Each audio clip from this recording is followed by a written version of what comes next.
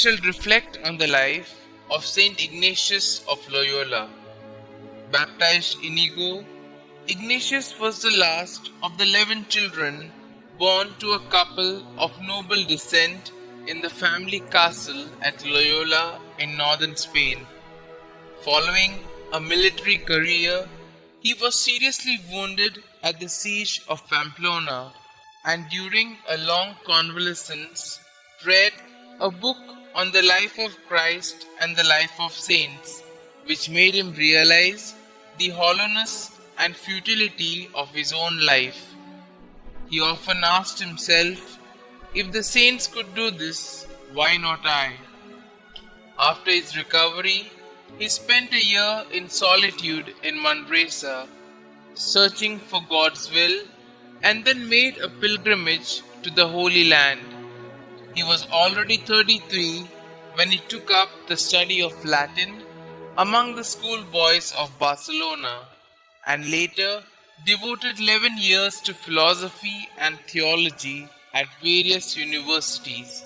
At Paris, where he took his MA degree in 1535, he was able to attract 6 young men to his way of life, a life of mortification, poverty, and spiritual exercises. Among them were Saints Peter Faber and Francis Xavier.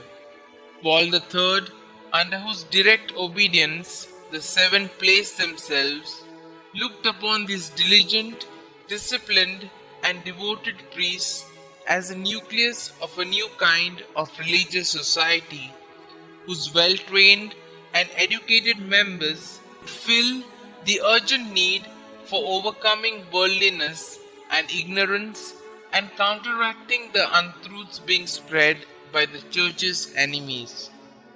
After the approbation of the Society of Jesus in 1540, Ignatius was elected general and composed its constitutions, which excluded the customary monastic habit, common devotional exercises, and the singing of the office.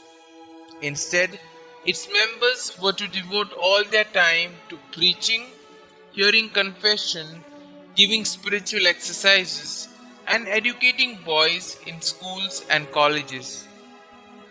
The Jesuits, as they came to be popularly called, grew rapidly in number and were soon conspicuous in all the towns of Italy, caring for the poor and the sick, preaching in the streets, explaining Catholic truths in simple, direct language, and insisting upon the frequent reception of the sacraments. The other countries of Europe felt their influence too, and in the foreign mission field they appeared in Africa, America, India, and even Japan. At Ignatius's death, the 16-year-old society already counted about 1,000 members and over 100 houses. An implacable foe of Protestantism, the seeds of ecumenism were nevertheless evident in his words.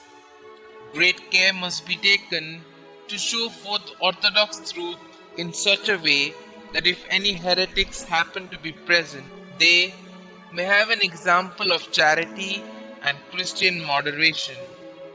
No hard words should be used, nor any sort of contempt for their errors be shown. Not surprisingly then, one of the greatest 20th century ecumenists was Cardinal Bea, a Jesuit. Ignatius died on the 31st of July 1556. Beatified by Pope Paul V on 27 July 1609, he was canonized by Pope Gregory XV on the 12th of March 1622 and declared patron of spiritual exercises and retreats by Pope Pius XI in the year 1922.